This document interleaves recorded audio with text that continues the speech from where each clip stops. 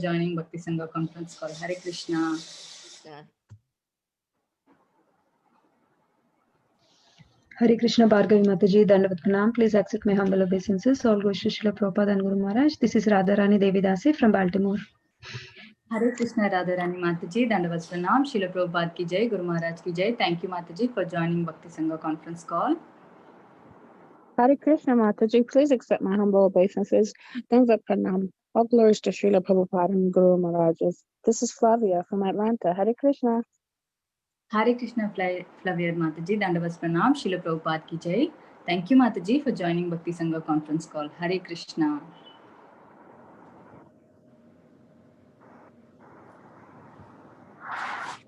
Hare Krishna Mataji, please accept my humble obeisances. All glories to Srila Prabhupada, all glories to our Guru Maharajas, and all glories to the assembled devotees here. This is Nina from Naperville, Chicago. Hare Krishna Meena Mataji, Dandavat Pranam. Srila Prabhupada ki jai. Thank you Mataji for joining Bhakti Sangha conference call. Hare Krishna. Hare Krishna Mataji, Dandavat Pranam. Please accept my humble obeisances. All goes to Srila Prabhupada. This is Vardhana from Atlanta, Mataji. Hare Krishna. Hare Krishna Vardhana Mataji, Dandavat Pranam. Srila Prabhupada ki jai. Thank you Mataji for joining Bhakti Sangha conference call. Hare Krishna. Hare Krishna Bhargavi Mataji, please accept my humble obeisances. All glories to Srila Prabhupada. This is Radha from Baltimore. Hare Krishna Radha Mataji, Dandavat Pranam. Srila Prabhupada ki jai. Thank you Mataji for joining Bhakti Sangha conference call. Hare Krishna Bhargavi Mataji. Please go ahead, Mataji. Go ahead, Mataji. Yeah. Hare Krishna Bhargavi Mataji, Dandavat Pranam. All glories to Srila Prabhupada. My name is Niharika from Omaha. Hare Krishna Niharika Mataji, Dandavat Pranam. Srila Prabhupada ki jai. Thank you Mataji for joining Bhakti Sangha conference call. Hare Krishna. Hare Krishna Bhargavi Mataji, please accept my humble obeisances. All glories to Srila Prabhupada and Guru Maharaj. This is Padmasaki Devidasi from Florida. Hare Krishna Padmasaki Mataji, Dandavat Pranam. Srila Prabhupada ki jai. Thank you Mataji for joining Bhakti Sangha conference call. Hare Krishna. Hare Krishna Mataji, Dandavat Pranam. This is Vrajabhakti Devidasi from Columbus, Ohio. Hare Krishna Vrajabhakti Mataji, Dandavat Pranam. Srila Prabhupada ki jai. Thank you Mataji for joining Bhakti Sangha conference call. Hare Krishna.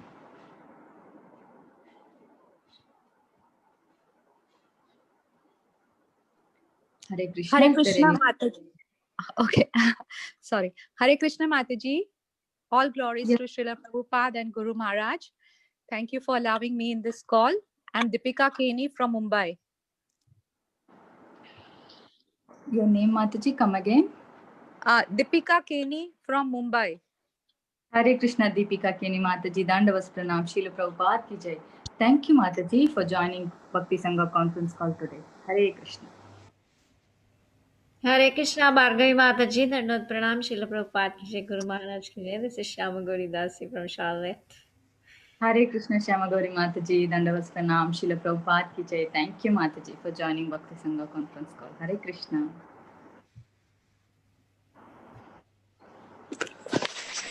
Hare Krishna Mataji, this is Radha Damodar Das and Atma Maya from Austin, Texas. Please accept our humble obeisances. All glories to Guru Maharaj and all glories to Srila Prabhupada. All glories to all the assembled devotees. Hare Krishna. Hare Krishna Radha Damodar Prabhuji and Atma Maya Mataji, Dandavat Pranam. Srila Prabhupada ki jai. Thank you Prabhuji and Mataji for joining Bhakti Sangha conference call.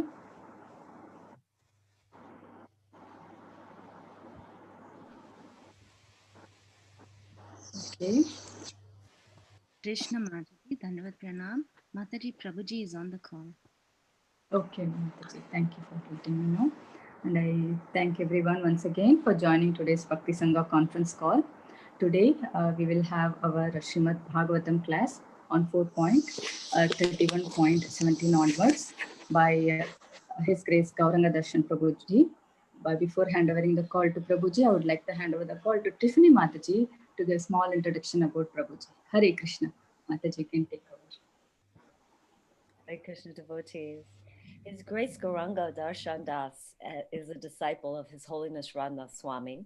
He's the Associate Dean of Academic Affairs at the Bhaktivedanta Vidyapita Research Center at the Govardhan Eco Village. He is a member of the ISKCON Board of Examinations, and he holds a master's degree from the Indian Institute of Science in Bangalore. He teaches Bhagavad Gita, Srimad Bhagavatam, and Sri Chaitanya Charitamrita, and Vaishnava character courses at the Govardhan Eco Village and at several places in India. Gauranga Darshan Das has written several books, including Gita Subodhini, Bhagavata Subodhini, Chaitanya Subodhini, Disapproved but Not Disowned, Bhagavata Pravaha, and Gita, the Jewel Box.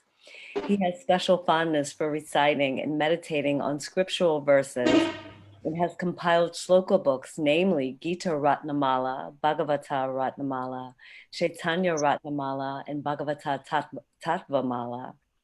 He also runs a free monthly e-magazine called Bhagavata Pradipika and regularly writes educational and devotional articles that also appear in Back to Godhead Magazine International and multiple Indian language editions. He is known for his lucid spiritual talks with captivating visuals and also presentations that give a bird's eye view of an entire book or section. So far, he has delivered over 4,500 hours of spiritual discourses. He has guided several students in their Shastric study. He also oversees the deity worship at Govardhan Eco Village. So Hare Krishna, and welcome to the call, Prabhuji. Hare Krishna. That was Pranam Prabhuji, Srila Prabhupada ki jai. Thank you, Prabhuji, for giving your valuable association and time in this Bhakti Sangha conference call. We are really fortunate to hear from you on this topic of Srimad Bhagavatam. You can please take over the call, Prabhuji. Hare Krishna. Thank you, Tiffany Mataji. Hare Krishna. Krishna. Om Namo Bhagavate Vasudevaya. Om Namo Bhagavate Vasudevaya. Om Namo Bhagavate Vasudevaya. Hare Krishna. So thank you very much for having me again in this Bhagavatam Sangha, where devotees discuss from Srimad Bhagavatam. And today the shloka is 4th canto, 31st chapter, 17th shloka. So this shloka appears in a conversation between Narada Muni and Prachetas. The Prachetas are the 10 sons of Prachina Barhi, and Prachina Barhi was absorbed in so many karmakandic sacrifices, and the Prachetas, who were the 10 princes, they were asked by Prachina Barhi to go to the forest and perform some austerities for their purification before they take up more serious responsibilities in Grihastha life and as kings. So before entering the household life and before taking up the responsibilities of being rulers, being kings, so one should sufficiently purify oneself from all the possible or potential distractions that might come on our path, on our progressive path. So now all these great princes are sent to forest to perform some austerities for their purification, and these austerities, austerity basically is voluntarily accepting some inconvenience for a higher purpose. That's the meaning of austerity. So now all these people, these Prachetas, went to the forest to perform some austerities, and these austerities are devotional austerities. They are performing worship of Lord Vasudeva. And like when a prince or when a human being is fasting from certain facilities and doing some accepting some voluntary inconvenience upon oneself, that purifies a person. Because, for example, a prince is there in a kingdom, in a royal palace. He's surrounded by so many servants and assistants and so many soldiers and ministers, and so many people would just assist a prince. So when they get accustomed to all these royal facilities and opulences, without having an experience of what is difficulty, what is misery, they won't be able to empathize with their citizens. When a citizen comes with certain material difficulty in front of the king should be able to understand what exactly that citizen is speaking. So for that, this is like one of the reasons.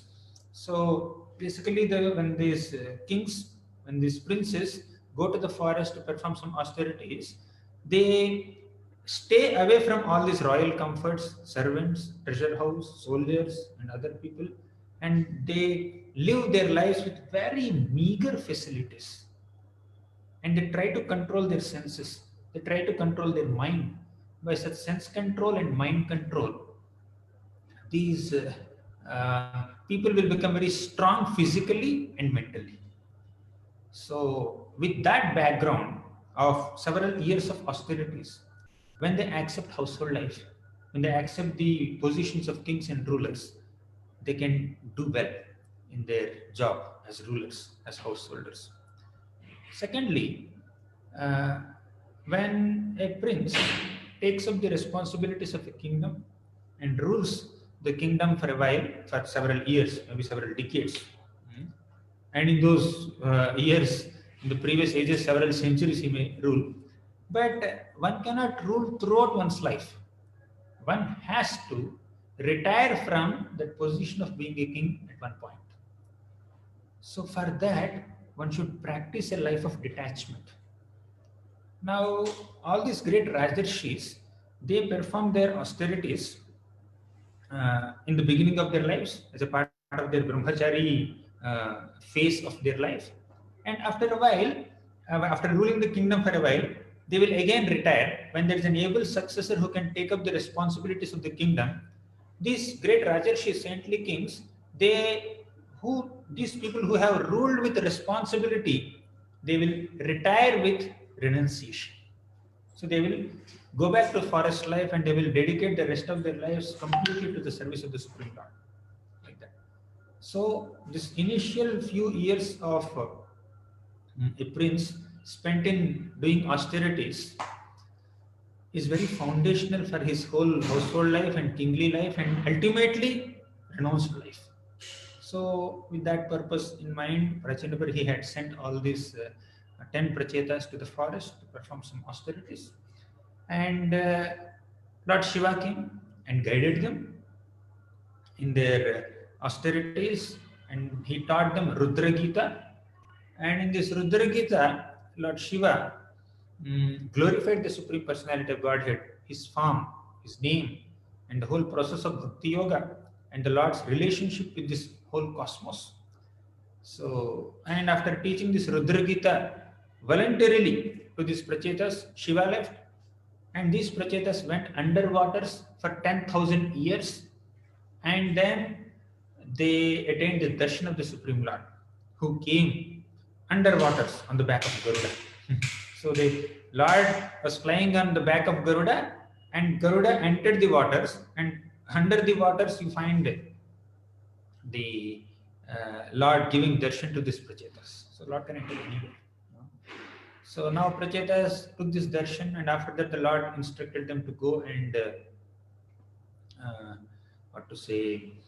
rule the kingdom, marry Marisha, and also they were bestowed a long life with full sensory strength, and all these prachetas ruled for a long time, and they have a son. They had a son named Daksha, and after that at one point they decided to retire from their active life as kings. So these 10 prachetas left the kingdom and they came to perform austerities again. So their life began with austerities in forest, and they ruled the kingdom with responsibility.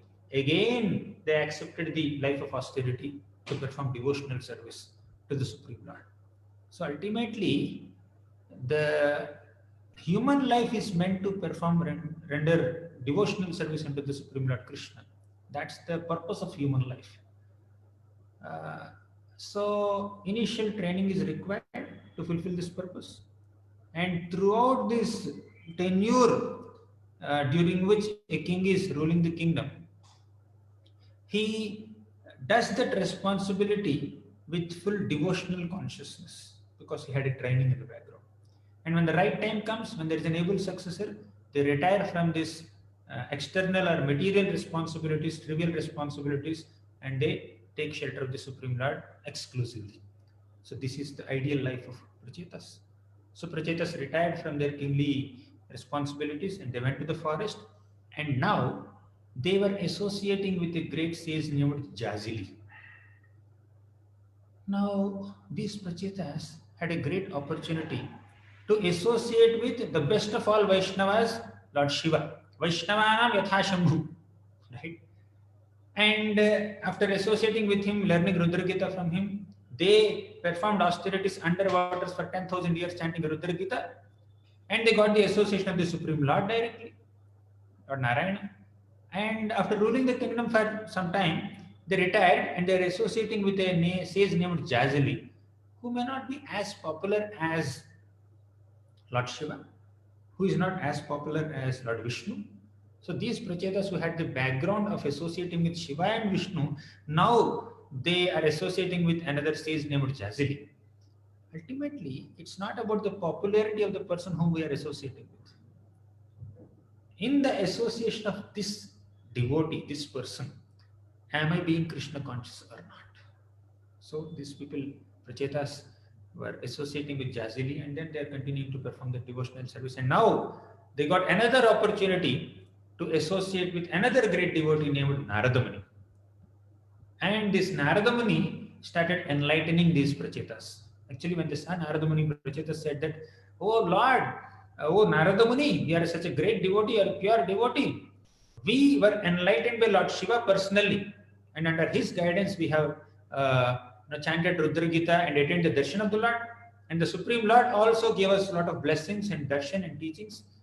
But somehow, because of our long association with certain material responsibilities and political responsibilities, we have forgotten, we have lost touch with the devotional service.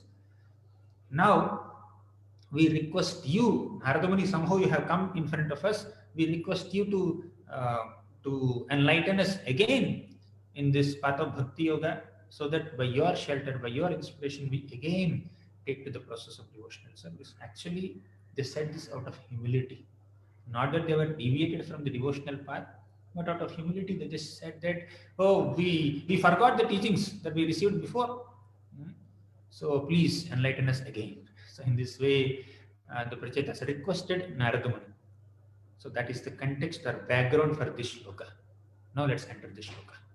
So 4th canto, 31st shloka, chapter, 17th shloka, right? 17th shloka. So we'll recite the shloka, we'll read the purport, and we'll discuss. Yatha nabhasyarbha abhratamah prakasha bhavanti bhupa na bhavantyanu evam pare brahmani shaktayastvamo rajastamah sattvamiti pravaha. So, translation. He says, Narada Muni says, "My dear kings, sometimes in the sky there are clouds.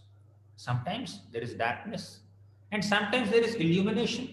So you can see clouds during the monsoon vividly, and even other times also you see some clouds, and there is darkness during the night, and there is illumination during the daytime.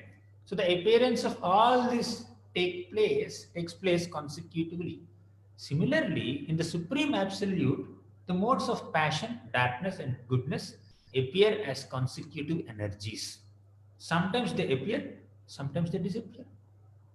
Now, Prabhupada writes in the purport, "Darkness, illumination, and clouds sometimes appear and sometimes disappear. But even when they have disappeared, the potency is still there, always existing. In the sky, sometimes we see clouds, sometimes rainfall, and sometimes snow. Sometimes we see night, sometimes day, sometimes illumination, sometimes darkness. And all this exists due to the sun, but the sun is unaffected by all these changes. Similarly, although the Supreme Personality of Godhead is the original cause of the total cosmic manifestation, he is unaffected by the material existence. And this is confirmed in Bhagavad Gita. Bhumirapo nalo vayuh kham mano buddhirev cha ahankara iti yamme bhinna prakritirashtada. Earth, water, fire, air, ether, mind, intelligence, and false ego all together. These 8 comprise my separated material energies. Although the material or physical elements are the energy of the Supreme Personality of Godhead, they are separate. The Supreme Personality of Godhead is therefore not affected by material conditions. The Vedanta Sutra confirms Janmadhyasya yataha. The creation, the maintenance, and dissolution of this cosmic manifestation are due to the existence of the Supreme Lord. Nonetheless, the Lord is unaffected by all these changes in the material elements. This is indicated by the word pravaha, emanation.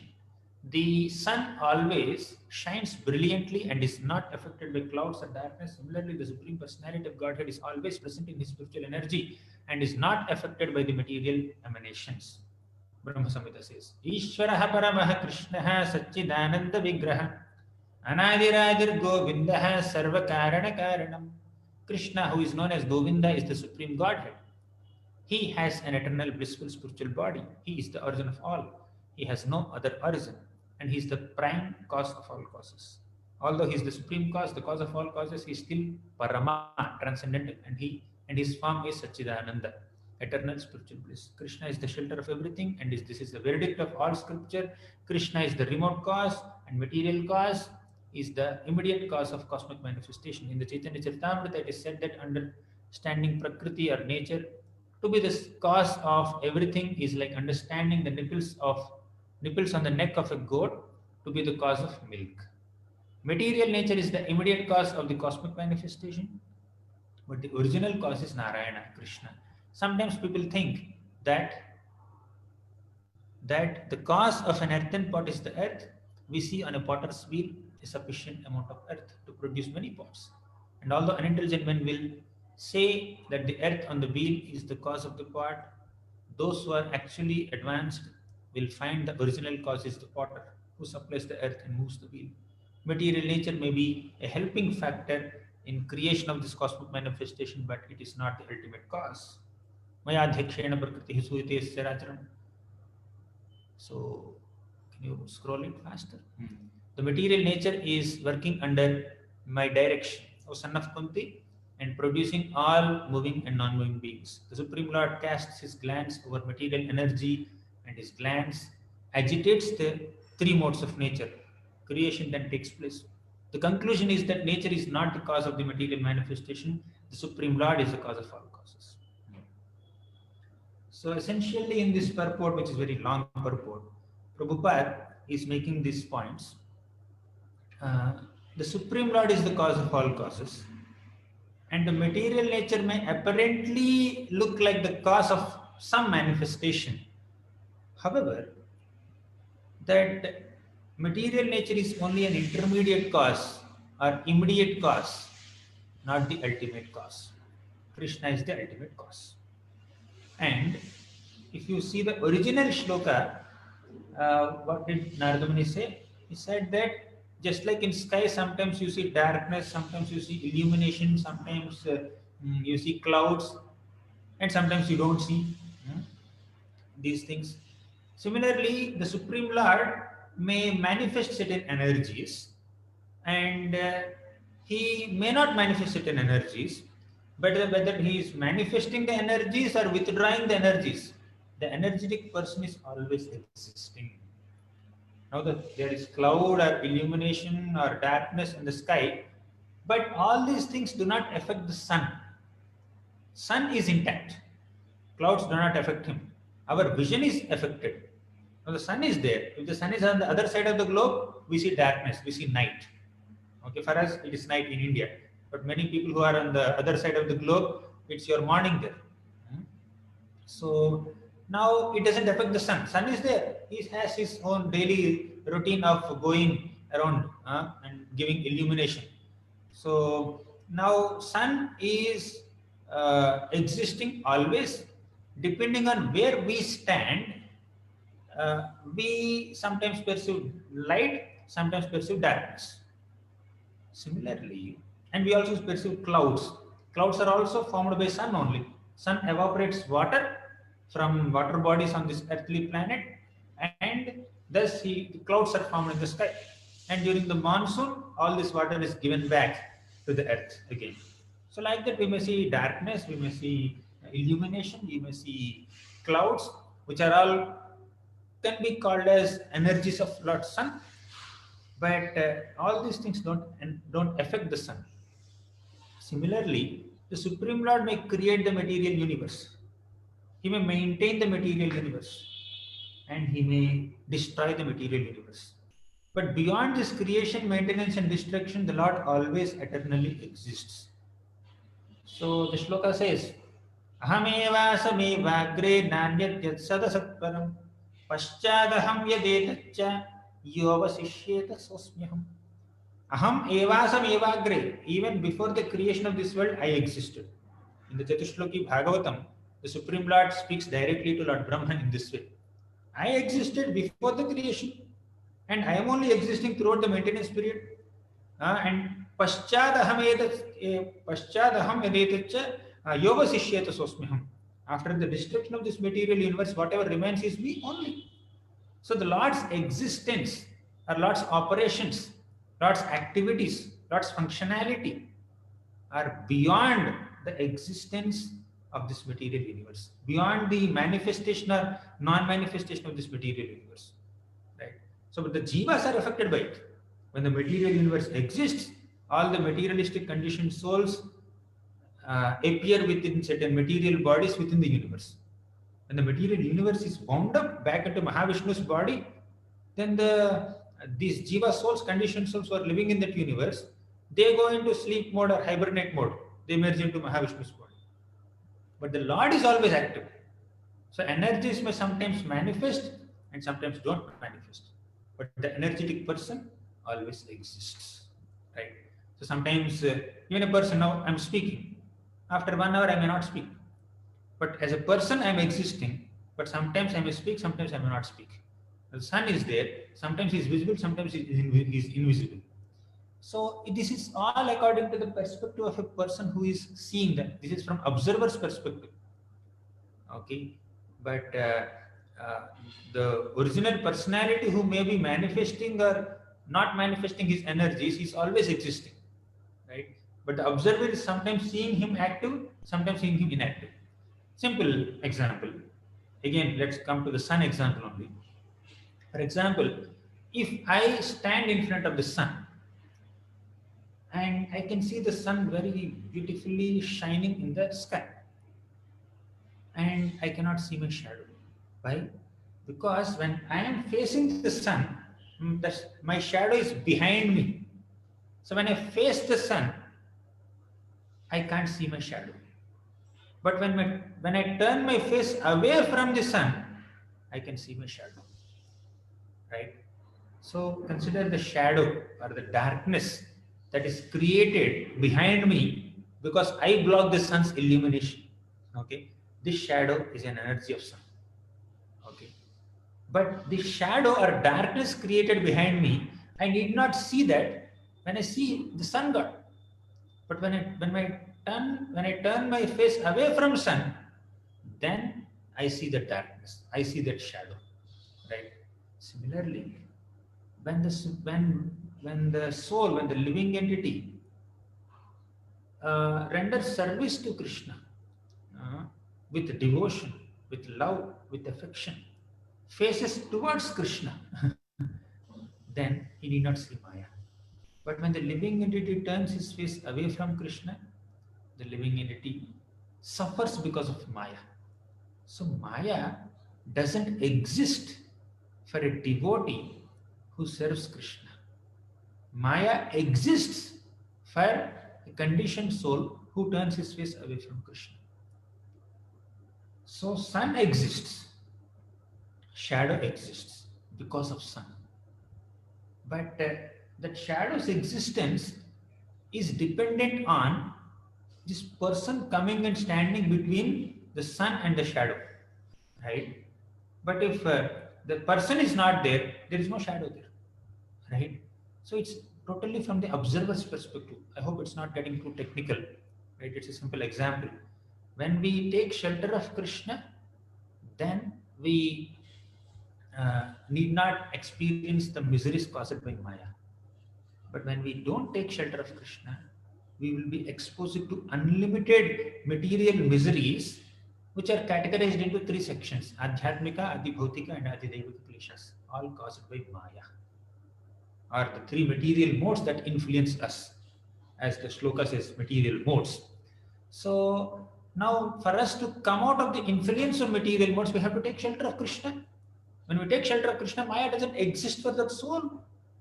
Just like when a man turns his face towards the sun god, he doesn't see darkness. He doesn't have to see darkness. Darkness exists only when we turn our face away from the sun god.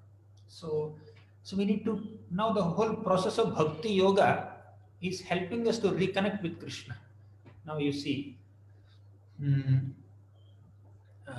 there's a beautiful shloka in the first canto, 11th chapter. It says, Natasmate nath sadanghari pankajam virincha vairincha surendra vanditam parayanam kshema mihechhatam param nayatra kalaha prabhavet para prabho.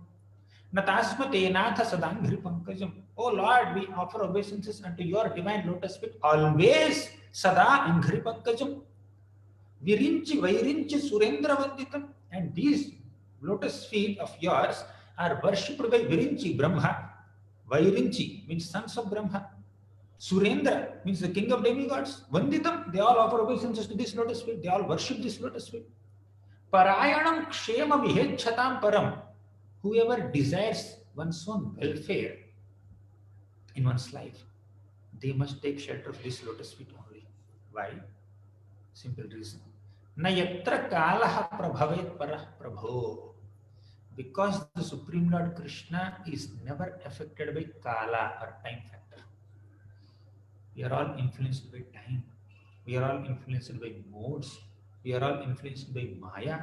For us to come out of the influence of these material modes, gunas or prakriti or Maya or karma or kala, we have to take shelter of Krishna, who is never influenced by all these things. Prabhupada very brilliantly quotes so many shlokas. Daivi hesha gunabayi mama maya duratyaya mame vaye prapadyante maya metam tarantite. So it's extremely difficult to surpass the influence of this material modes or Maya. Mama maya duratyaya. It's very difficult to surpass this. But one who takes shelter of Krishna can easily surpass. Mame vaye prapadyante maya metam tarantite. If you take my shelter, you can easily cross over this Maya. And that Maya is also Krishna's energy. Krishna says, Mama Maya Duratyaya. Right? Devi means it's also divine nature. This divine nature of mine, why is it divine? Maya is external energy. Maya is material energy. Maya causes a lot of problems to the souls. Maya entangles the living entities in so many material miseries, a big network of ocean of material miseries. Why is it Daivi? Daivi means divine. So Maya is divine because Maya works under the will of Krishna. It's divine because Maya is acting according to the desire of Krishna. What was the desire of Krishna? Desire of Krishna is to purify the conditioned souls, to give them an impetus or inspiration to come back to the spiritual realm, considering that this material world is too dangerous, right? So entire creation exists only to give another opportunity to the conditioned soul to come back to Krishna's shelter. This is only Krishna's way to reclaim the conditioned souls by creating this material world. So we have so many examples to elaborate on this point, but I'll move ahead.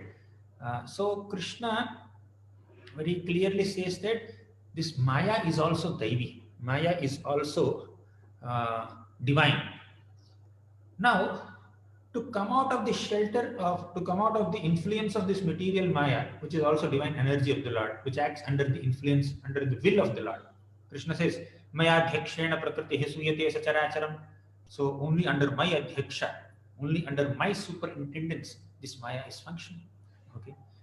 Now, to come out of this influence of this divine energy of the Lord that entangles us, we have to take shelter of another divine energy of Krishna that gives us shelter.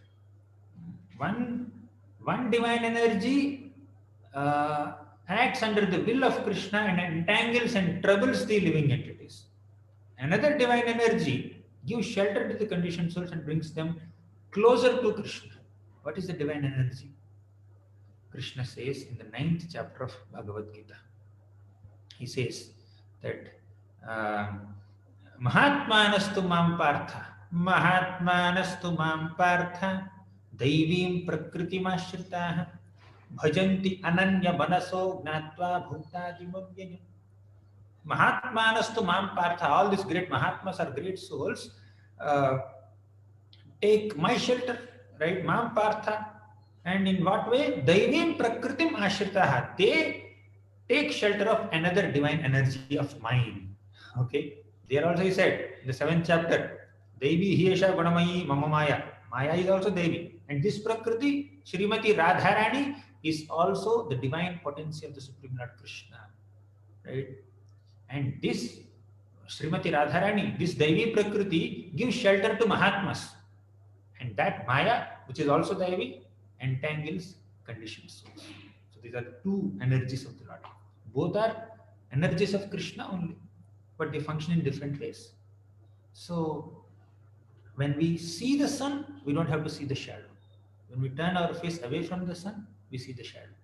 Similarly, when we take shelter of Krishna, we don't have to get affected by Maya. But when we don't take shelter of Krishna, when we turn our faces away from Krishna, then we have to see Maya, we have to get affected by Maya. Now in the 7th chapter of the first canto of Srimad Bhagavatam, Vyasadeva writes Srimad Bhagavatam. Suta Goswami describes how Vyasadeva has compiled Srimad Bhagavatam. So Vyasadeva started meditating. So Narada Muni came and enlightened Vyasadeva, and Vyasadeva started meditating. Bhakti yogena manasi samyak pranihite male apashyat purusham purnam mayam chatadapashrayam. Very nice shloka that describes the meditation of Vyasadeva. Bhakti yogena manasi samyak pranihite amale. So this Vyasadeva started meditating on the Supreme Lord Krishna. Bhakti Yoga, in a mode of devotional service, his mind was totally fixed in devotion unto Krishna. Bhakti Yoga and Manase Samyak means completely fixed up in Krishna. Pranihite Amale Apashyat Purusham Purnam. In the devotional meditation, what did Vyasadeva see? Purusham Purnam. What is this Purusham Purnam? Purusha is the supreme male, the supreme person.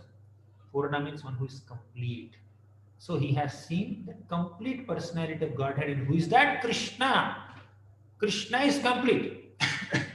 Purusham Purnam. Now we see the moon. Earlier we discussed the example of sun. Okay, to understand Maya and Maya's influence and all that. Now let's take the example of moon.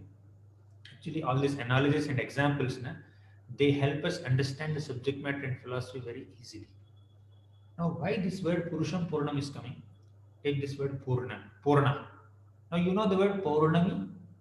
Paurnami is that tithi that comes in a month where moon is very brilliantly illuminating completely. You can see full moon, full circle of moon you can see. That is on Paurnami day. Now you see this circle is there behind me. That is full, complete. That is called Purna. Apashyat Purusham Purnam. So Purna is complete. On Paurnami day, we see moon as a complete circle. But on, say, Dvadashi day, Ekadashi day, Saptami day, Panchami day, or Dashami day, Navami day, Ashtami day, all these other days, we can't see moon completely. We can only see the moon partially. We see 50%, 60%, 70%, 20%, 30%, like that. So when we say Purna Purusha, Apashyat Purusham Purnam, that Purna Purusha refers to Krishna. Krishna is Purna Purushottama, his complete personality of Godhead. And all other incarnations of Krishna or expansions of Krishna, they only partially manifest these qualities. That's why they are not Purna Purushas. Krishna is Purna Purusha. Just like the moon god on Purnami day is Purna, complete. On other days he is not complete. So they are also moons only. Okay. On Saptami day also what we are seeing is moon only, but he is not completely manifesting. But similarly, the Supreme Lord, when he appears as Kurma, Varaha, Rama, Narasimha, and all these other incarnations, he may not exhibit his complete potency. He may not exhibit all the rasas as Krishna does with Vrajavasis completely, because Krishna is complete personality. So Vyasadeva has seen Krishna in his meditation. Apashyat Purusham Purnam. Not only he has seen Krishna, Mayam cha tadapashrayam. So this Vyasadeva has also seen Maya in his meditation. Why he has to see Maya? So now we understand that the Lord has to be seen because Vyasadeva is about to compile Srimad Bhagavatam, which is nothing but Krishna's pastimes. And we also see that Vyasadeva is envisioning Maya, Tadapashrayam, behind, completely under the control of Krishna, like a shadow behind the Lord. Okay, so he has seen Maya also. And the next shloka, Yaya sammohito jiva atmanam trigunatmakam paropi manute anartham tatkritam chabhipatyate. The next shloka says. So in first shloka he has seen Krishna and Maya. In the next shloka he has seen Jiva suffering because of Maya. And in the third shloka he has seen the solution to this suffering. What is that? It is bhakti. So bhakti yoga is the solution to all sufferings, right? So bhakti yoga is performed by a devotee, and one who sincerely performs this bhakti yoga is completely relieved from all material miseries. So can you please get the charger? It's getting exhausted. Sorry. So now bhakti yoga is the solution to all the material miseries. So that also he has observed. So now Vyasadeva has seen the Supreme Lord and the Jiva and Maya, and because of Maya, Jiva is suffering, and Bhakti Yoga is the solution so that the Jiva can connect to the Supreme Lord. Okay, so that's why he has compiled Srimad Bhagavatam to explain this Bhakti Yoga to common people. So that's the purpose of compiling Srimad Bhagavatam. So Chakre Sattvata Samhitam. And what is the glory or what is the result or benefit of studying the Srimad Bhagavatam or hearing the Srimad Bhagavatam? Yasyam Vaisruya Manayam Krishne Paramapurushi Bhaktirutpadyate Pumsaha Shoka Moha Bhayapaha. Yasyam Vaisruya Manayam. If you hear Srimad Bhagavatam, what happens is that a feeling of love or devotion unto the Supreme Lord Krishna appears. Right? So, Bhaktirutpadyate Pumsaha. Bhaktir. So, Bhakti means devotion, a feeling of devotion. Actually, Vishnu Chakravarti Thakur says it is Prema Utpadyate Pumsaha. Prema means love. Here, the word Bhakti indicates love for Krishna. Then, when we develop that love for Krishna based on our study of Srimad Bhagavatam, what happens is Shoka Moha Bhaya Apaha. Shoka, our lamentation is gone. Moha, our illusion is gone. Bhaya, our fear is gone. Right? So that's the result of hearing and studying Srimad Bhagavatam. So now we'll see the purport once again. Can someone show? So basically in this purport, here Prabhupada is very beautifully describing the reason for the entanglement of the living entity, and he's also saying that this Prakriti manifests and goes into unmanifest state, but the Lord always exists. Okay, so yeah, please, you can stop here. Here you see, similarly, although the personality of Godhead is the original cause, he is unaffected by the material existence. Now, we have discussed with several examples and quoting other shlokas that these energies, as a material energy specifically, the Maya. That Maya affects the conditioned soul by manifesting certain miseries, certain intensity. But that Maya doesn't affect the Supreme Lord. As we said, this darkness or illumination or clouds do not affect the sun. They affect the observer, right? So now there is another shloka. Etadishanameshasya prakrtisthopi tadgunaihi na yujyate sadatmasthir yatha buddhihi tadashriyah. This is the divinity of the Supreme Personality of Godhead. Etadishanameshasya prakrtisthopi tadgunaihi. Although the Lord is in contact with the material nature, although the Supreme Lord is doing the creation of this material world, maintenance of this material world, and the destruction of this material world, all these are his dealings with matter, but he is unaffected by matter.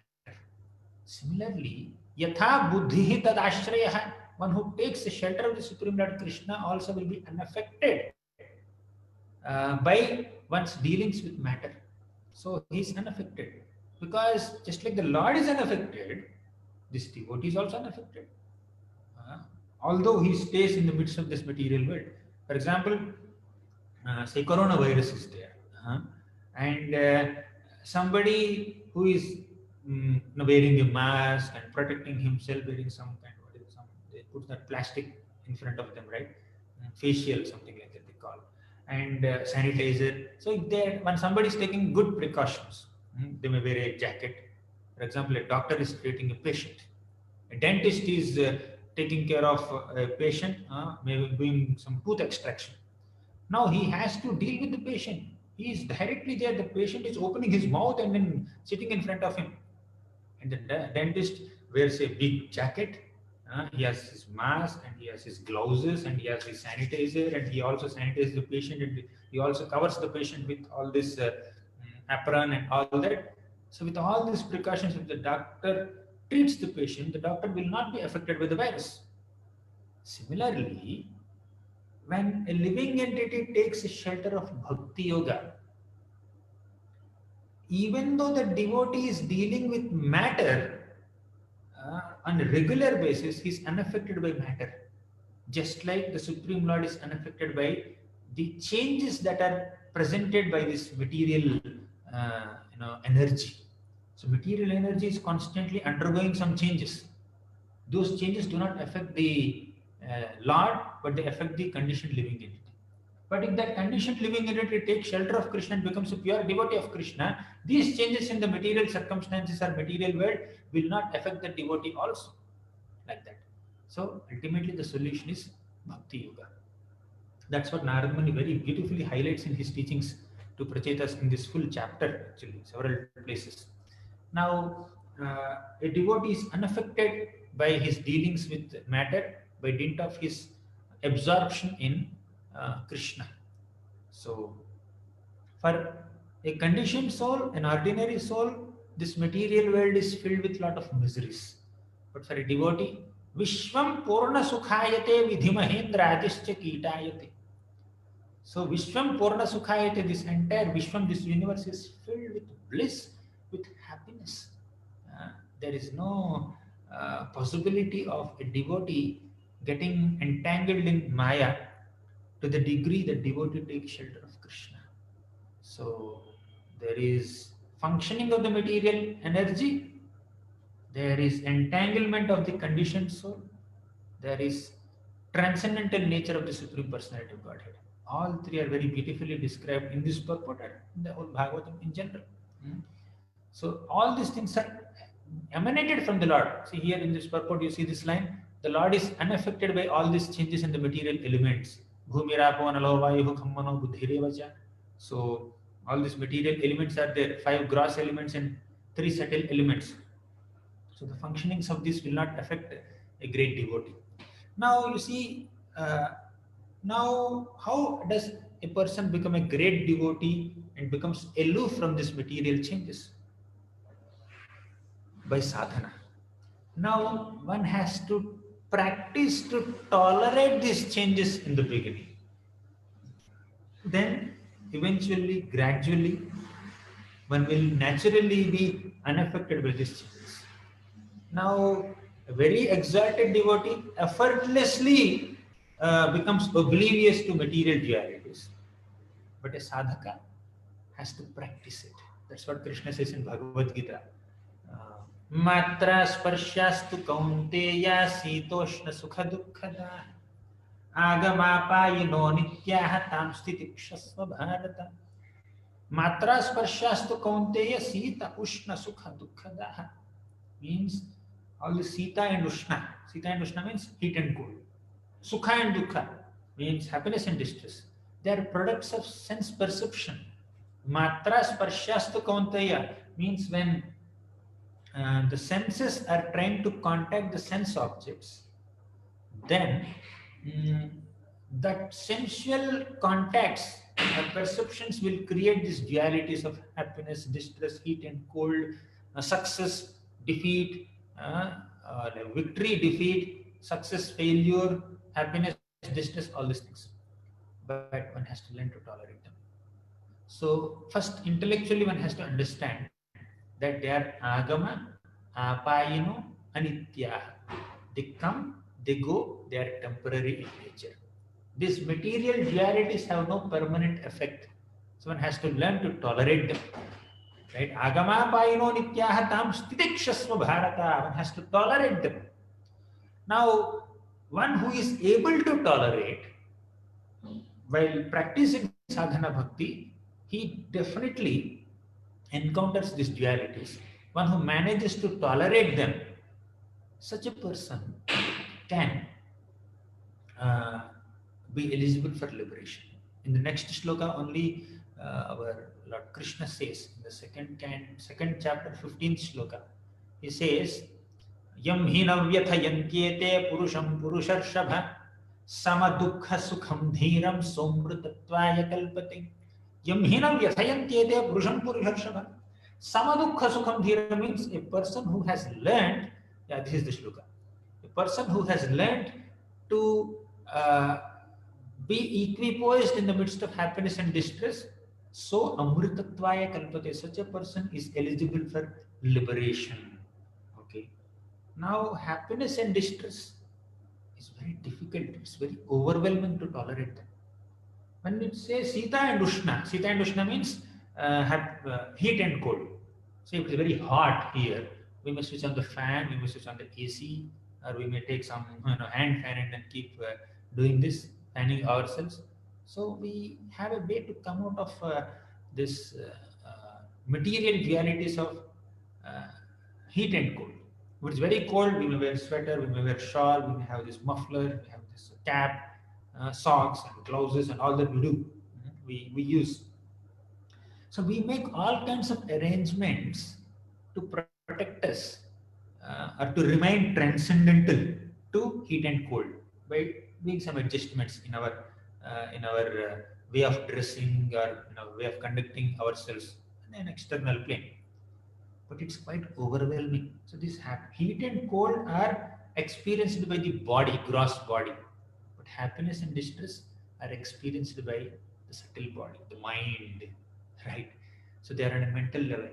So how much arrangement or preparation that we do to tolerate this happiness and distress? Tolerating heat and cold, we are making a lot of arrangements. But how many arrangements are we making to tolerate happiness and distress? So we need to tolerate happiness and distress also.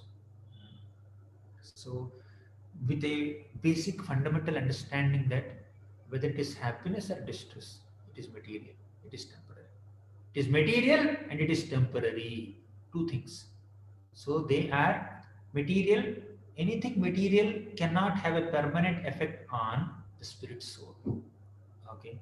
It may have a temporary effect on the temporary material body. It cannot have a eternal effect on the permanent effect on the eternal spirit soul. So we are not temporary material bodies, we are eternal spirit souls. So we need to try to come to that level by regular practice in the association of devotees. So bhakti gives us the necessary ability to tolerate all these external dualities. Bhagavatam says, धर्म प्रोज्जित कैतवोत्र परमो निर्मत्सराणां सताम्. I don't need this display. धर्म प्रोज्जित कैतवोत्र परमो निर्मत्सराणां सताम्. वेद्यं वास्तवमत्र वस्तु शिवदं तापत्रयोन्मूलनम्. श्रीमद्भागवते महामुनिकृते किं वा परैरीश्वरः. सद्यो हृदि अवरुध्यते यत्र कृतिभिः शुश्रूषुभिस्तक्षणात्. So I will not explain the whole shloka, but here the point is tapatrayonmulanam. If you take shelter of this Srimad Bhagavatam, we can be relieved from the threefold material miseries. How can a book solve my threefold material miseries? I think so.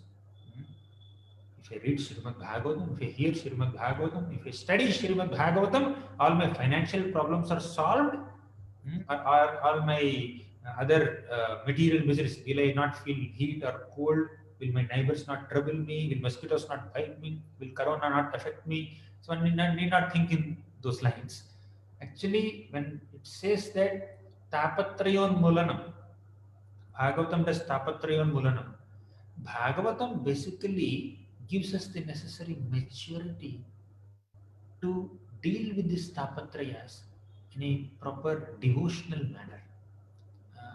So Bhagavatam equips our consciousness with the necessary maturity to see the mercy, to see the misery as mercy of the Supreme Lord Krishna, right? So when a devotee experiences some heat or cold or some other happiness or distress or some other difficulties in life, devotee understands that it is the Supreme Personality of Godhead Krishna who has arranged all these difficulties in my life.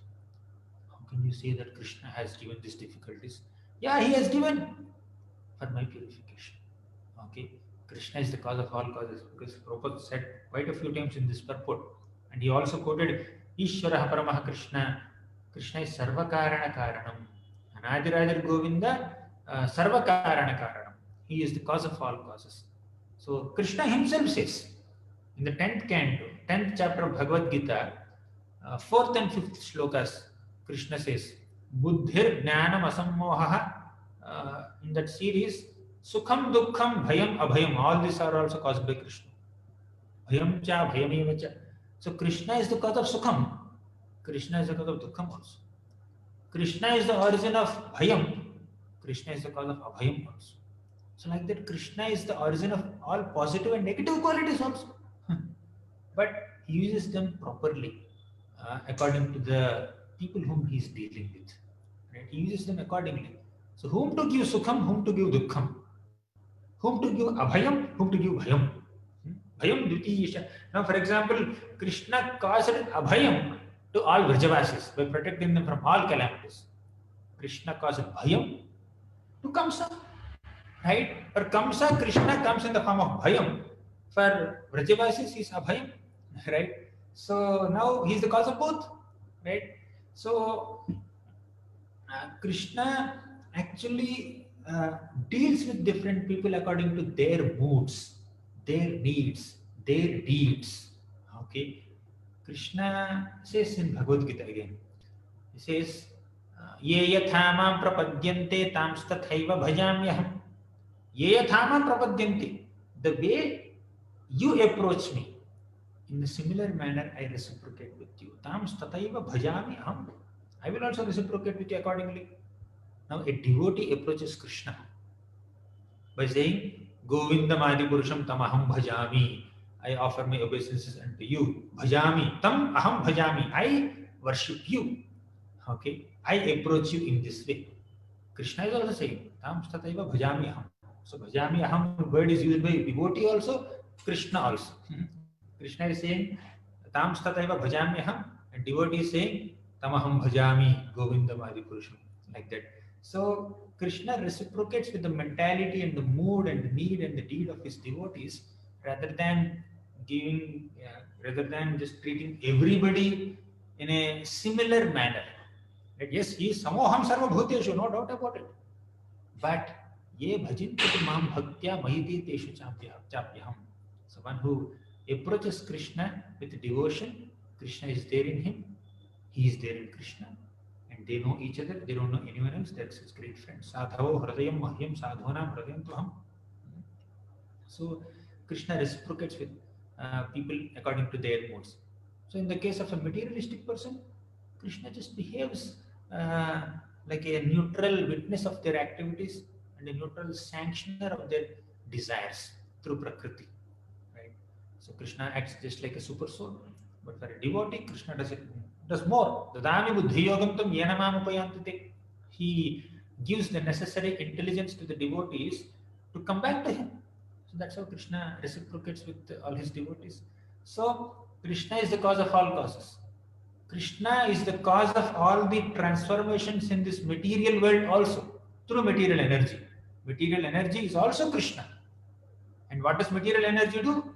This Daivi Hiyasha Gunamayi Mama Maya, this Maya energy of Krishna is Gunamayi, it constitutes of three modes, and it entangles the living entities to test their surrender.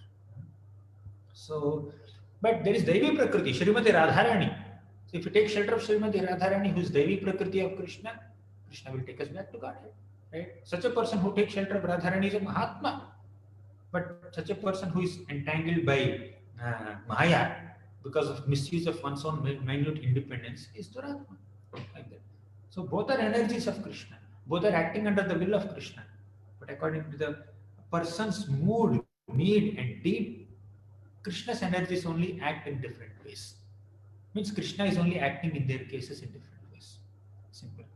So Prabhupada writes in this another purport in Vidura's episode. So Vidura gave a good advice to Dhritarashtra. What was that good advice? He said, this Duryodhana will completely destroy the fame of your dynasty. Check him out. Apatyamatya. You are considering him as your son who can protect you in all ways, but he will only defame you because sa esha dosham purushadvidaste. Purushadvid. He hates the Supreme Lord. He tried to arrest Krishna. Krishna came with a peace message and Krishna tried to give good advice to Duryodhana, and Duryodhana is trying to arrest Krishna. So Vidura said, just check him out. And Duryodhana came there. He was hissing like a snake. Pravruddha kopa spuritarunadharam. So he has become so angry and his lips were quivering. And he said, who asked the son of this kept mistress to come here and advise us against our own interests in favor of our enemies? As a remuneration for his lifelong service to the throne of Hastinapur, we just leave breath in his nostrils. But he cannot stay in Hastinapur anymore. Get out of this kingdom. Like that, Duryodhana checked out his own uncle Vidura, who has dedicated his whole life till then for the throne of Hastinapur. In that context, Prabhupada writes, for Vidura, the spiritual energy of Krishna is working. Maybe Daivi Prakriti. So the spiritual energy of Krishna is working, giving him an opportunity to come out of these material responsibilities and political responsibilities and take shelter of the Supreme Lord Krishna through pilgrimage, through visiting so many holy places, and eventually meeting Uddhava and getting enlightened in all pastimes of Krishna, and later meeting Maitreya and hearing 2 full cantos, 3rd and 4th cantos of Bhagavatam from Maitreya. So in this way, we see that the spiritual energy of the Supreme Lord favored Vidura in this way. But the material energy of the Supreme Lord acted in the case of Duryodhana and did not allow him to take the good advice of Vidura. So now, same incident that had different effects on Duryodhana and Vidura. For Duryodhana, the Lord's energy is material energy. Material energy of the Lord is working on him. But in the case of Vidura, the spiritual energy is working on him. Okay. So it all depends on our own disposition, how the Lord reciprocates with us, how the energies of the Lord deal with us. It all depends on how we utilize our minute independence that is given by God to us. So सुखाय कर्माणि करोति लोको न तै सुखं वान्यदुपारमम्बा विद्येत भूयस्तत एव दुःखं यदत्र युक्तं भगवान् वदेन्नः. So we try to attain sukha, but we don't get sukha. We only get dukkha. But still, we don't stop our endeavors to attain sukha. This is what Vidura asks Maitreya. So the materialistic conditioned soul is not realizing. Although I am endeavoring a lot to attain material happiness, I am failing several times in this attempt, and I am only getting distress. So I should just develop some common sense and surrender unto Krishna. Then Krishna will protect me. So one should come to this understanding. So the energies of the Supreme Lord continue to manifest and sometimes unmanifest. Bhutva bhutva praliyate. The material energy or the material universe sometimes manifests, sometimes doesn't manifest. It is sometimes there merged within the body of Mahavishnu, sometimes it comes out when he breathes out. And as within the universe also, all the planetary systems and other details in the universe, they exist during the day of Brahma and they go into unmanifest state during the night of Brahma. And again they come out. So sometimes they manifest, sometimes they don't manifest. But the Lord continuously exists beyond these states of manifestation and unmanifestation. He is the Supreme Lord. He is the cause of all causes. He is the cause of the universe. He is the cause of everything that happens in the lives of every child of God. Like that. So whether it is materialistic person or spiritualist. So the Lord's influence is there. Even if the living entity commits such abominable and sinful activities and becomes a dog or a cat or a worm or an insect or a mosquito or a worm in stool, also the Supreme Personality of Godhead Krishna accompanies that living entity as Paramatma within his heart, super soul, and directs his wanderings. Like that. Reciprocating with their moods, their needs, their deeds, their desires. Like that. So, but if we take shelter of Krishna, he will come to protect us. So he will come on the back of his Garuda carrier, the bird carrier of Krishna, and comes and lifts us from this material ocean. There is a beautiful shloka in the Mukundamana Stotra. Bhakta paya bhujanga garudamani trailokya rakshamani gopi lochana chatakam budamani saundarya mudramani yah kantamani rukmini ghanakucha dandvaika bhushamani shreyo devasikhamani dishatuno gopala chudamani. Bhakta paya bhujanga garudamani. When the devotees are drowning in this ocean of material existence, that Supreme Lord Krishna comes on the back of Garuda. Bhakta paya bhujanga garudamani. He appears like a very beautiful, shining blue gem, sapphire, on the back of this golden mountain like Garuda. And he comes and lifts these conditioned souls from this material ocean. Trailokya rakshamani. He protects all his devotees wherever they are, whichever planet they may be in. In all the three worlds, Krishna has his devotees. When they are undergoing certain material miseries, Krishna will come and protect them if only we take his shelter. He protected Gajendra, who was in great difficulty because of this crocodile. So we should not feel shy to take shelter of Krishna, because many times we may be criticized by other people. When we are taking shelter of Krishna, we are trying to serve Krishna, we are trying to chant Hare Krishna and all that. So, but we should consistently attempt to take shelter of Krishna despite all kinds of criticisms or obstacles, just like Prahlad Maharaj is doing. Prahlad Maharaj is performing devotional service unto Krishna, chanting the holy names of the Lord, even though there is a lot of opposition from his own father. And opposition is not just verbal or some scoldings. It is to the degree of trying to kill Prahlada several times in several ways. And Prahlad was a Rakshasa by birth, but he did not have the nature of a Rakshasa. But he is surrounded by Rakshasas. Okay, so Prahlad was surrounded by only demons who were chanting Hiranyakashipu's name, not Hari's name. And Prahalad himself is born in a demoniac dynasty. So his birth, his association that he kept, that he was in, they both are not favorable. But birth was not an obstacle. And association was also not an obstacle. He was so absorbed in Krishna. Sometimes we may also be obstructed in our attempts to serve Krishna with the surroundings, with the social circles, with a lot of pressures and many other material obstacles.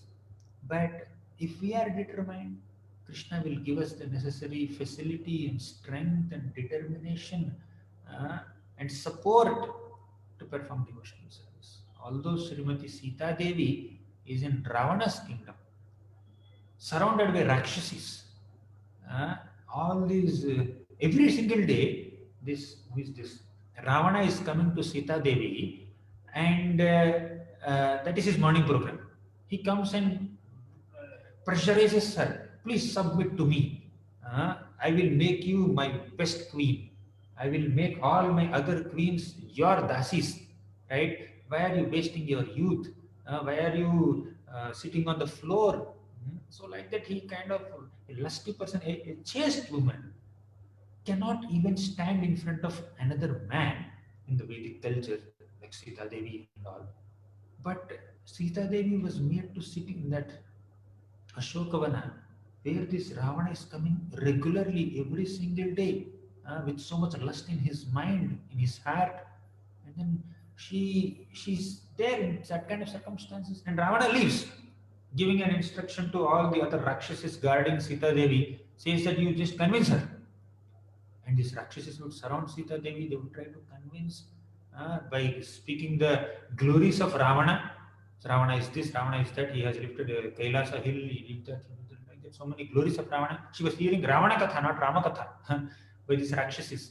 And when the Rakshasis get frustrated because Sita is not submitting, what do? They say that, I will kill you.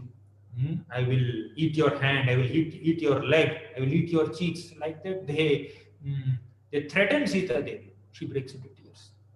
And she's surrounded by so many Rakshasis who are breaking all four equality principles, who are just pushing her to submit to Ravana, but she's always Ram conscious. So sometimes the circumstances may not be favorable for us in this material world.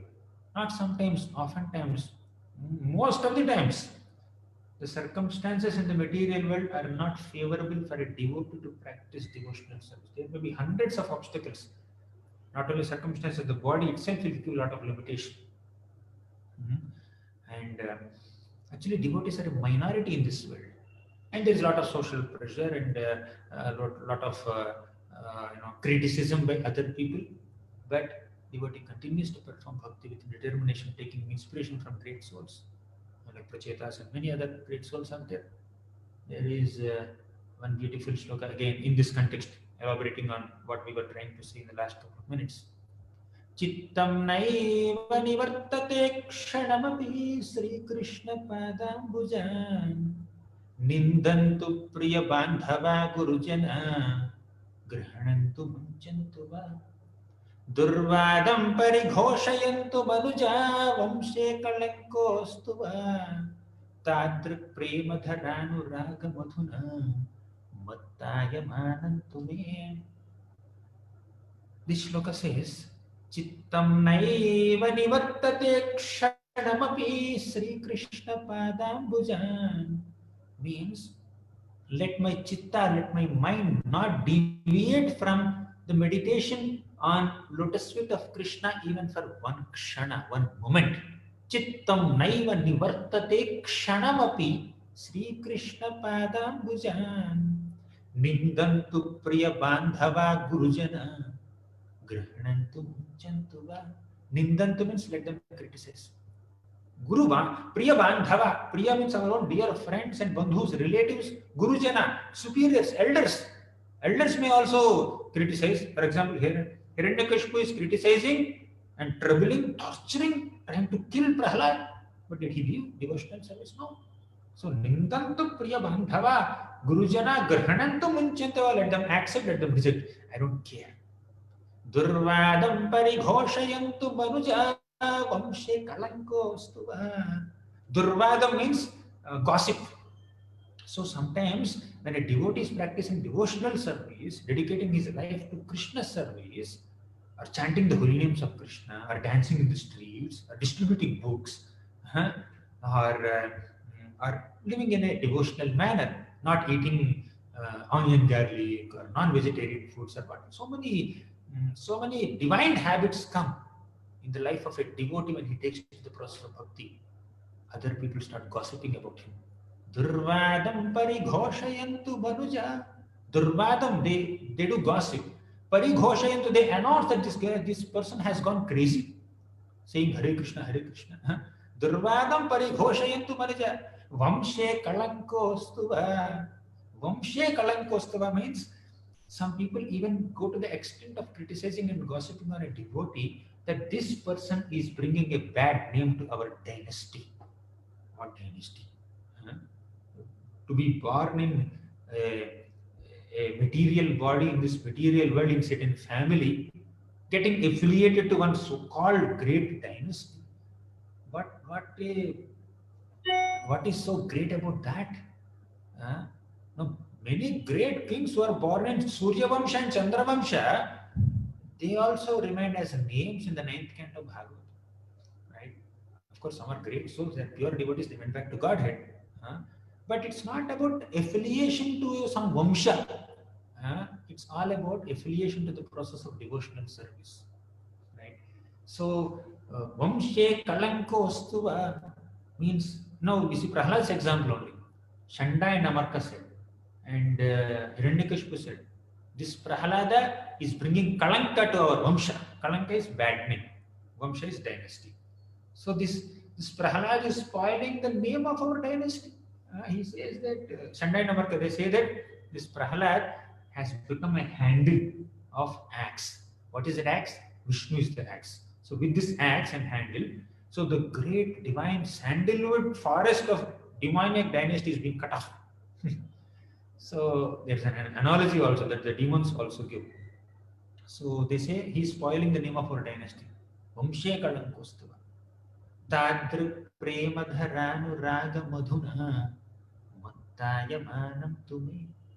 Let there be criticism, let there be opposition, let there be gossip, let there be announcements about my craziness. So many things may happen, but Tadrik Premadharanu Raga Madhuna. I'm experiencing the madhu, the honey or the nectar of Krishna's prema and anuraga, Krishna's love and affection. So let me be intoxicated by this nectar of Krishna's love and affection. Let me not pay any heed to anything else. So in this way, we see that a devotee's determination in devotional service is intact. And if we keep our determination intact like this, despite hundreds of obstacles, if we continue to practice devotional service, we can come out of the influence of this material energy. We can come under the influence of Devi, Prakriti, Shakti, Radharani, and perfect our lives. So this is the beautiful description given in various scriptures about devotee's determination, Srimad Bhagavatam, Mukundamala Stotra, and many other places. And in this purport, Prabhupada is highlighting how Krishna is the cause of all causes. He is the one who is behind the functionings of the material energy and spiritual energy both. It's up to us where to get connected with. So I think it's 7:05 now. So I'll stop here. Thank you all very much. Grantaraj Srimad Bhagavatam ki jai, Srila Prabhupada ki jai. Any questions or comments? I see some comments. Hare Krishna Prabhuji. Dandavat Pranam. That was really enlightening session. And, like there was a small realization, like even the bad is empowered. I am unable to hear. Hare Krishna. Now am I audible? Dandavat Pranam, Prabhuji. So I was telling, even the bad is empowered by Krishna, right? Like if we see Hiranyaksha and Hiranyakashipa, they are empowered by God because directly they were the gatekeepers, but they came here. So we see even the bad is empowered by God. So sometimes I get this feeling that like Krishna is like testing us whether like this person is intact with his devotional service or not. So how do we know that whether the other person or bad thing which might be influencing is like Krishna's thing doing it, or like it's our thing, like our karma? Yeah, got it. So actually, Krishna is the cause of all causes. Okay, he's the cause of all good qualities and bad qualities, everything. But he does it not with partiality, not randomly. He does it according to the person. So he created all these qualities. He created goodness, badness. What is that? Buddhir, jnanam, asamoha, and later sukham, dukkham, bhavo, bhavo, bhayam cha, abhayam eva cha. So all these dualities also he created for the functioning of this material world. He only is the source of material energy and spiritual energy. But it's up to the minute independence of the living entity to come under the influence of any one of this. Right? It's our choice, not his mistake. So now the shopkeeper, say a mobile phone shopkeeper, so he may have 1,000 mobiles, maybe some 20 brands, right? So he's giving all options. It's up to us, depending on how much currency we have in our pocket and what is our specific utility, we choose that kind of mobile that suits us. Similarly, the conditioned souls also have developed certain mentality, certain swabhava, and because of their association with matter, Krishna doesn't interfere with our independence, right? So accordingly, we get influenced by good or bad. So now, when somebody is exhibiting bad quality, oh, he's doing it because of Krishna. No, we cannot blame. No, for example, you see, simple. Krishna himself says in the Bhagavad Gita, 15th chapter, 15th shloka, very popular shloka. What is that? Sarvasya chaham hridi sannivishto mattah smritir jnanam apohanam cha. Okay, let's discuss only this one part. First half. Mattah smritir jnanam apohanam cha means Krishna is the source of smriti, remembrance, jnanam, knowledge, apohanam, forgetfulness. So Krishna is the source of remembrance. Okay, good, very good. Krishna is reminding me things. How can Krishna be the source of forgetfulness also? Something surprising, isn't it? If I forget something, if I keep my mobile here, or if I keep my book here, and then forget it and go somewhere else, is it Krishna's fault? Because Krishna has given me that apohanam. So is it Krishna's fault? So Krishna, when we forget something, it's not Krishna's fault. Krishna is just being, it's not Krishna's responsibility for our mistakes, our forgetfulness, our bad qualities. Krishna is not responsible for our mistakes. Krishna is responsive and reciprocal with our moods. So Krishna, we can't hold Krishna responsible. He's just responding, or he's just reciprocal with what we want. Okay, that's the simple answer. Does it make sense, bro? Hare Krishna, Yes, whoever has yes. asked the question. Yes, Prabhuji, that was clear. So we have made Hare the Krishna, choice. Prabhu.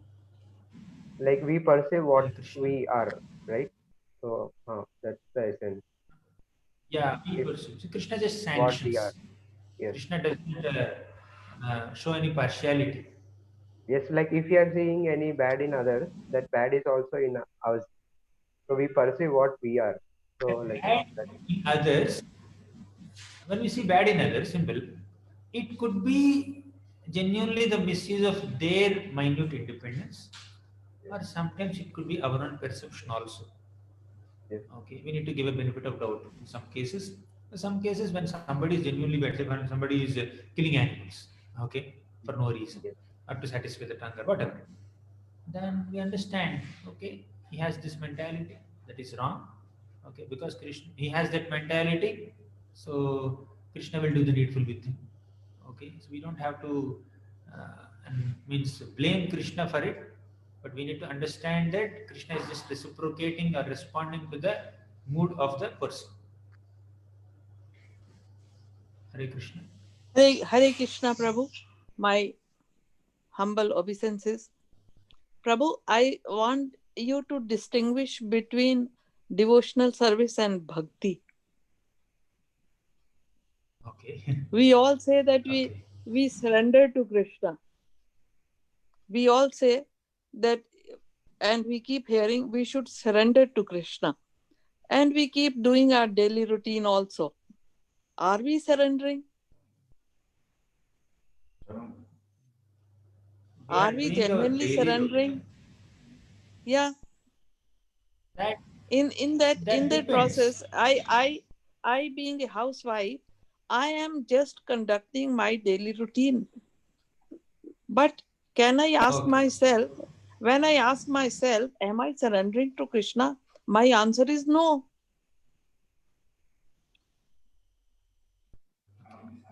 So my answer is, a devotee out of humility may consider oneself not sufficiently surrendered, and that is also a symptom of a devotee. Secondly, the kind of or the amount of service or devotional service rendered by devotees of different categories could be different. Now, as you say, housewife can perform devotional service in a certain manner. A man can perform devotional service in a certain manner. A grihastha can perform devotional service in a certain manner, and a brahmachari can perform devotional service in a different flavor. So, what is recommended as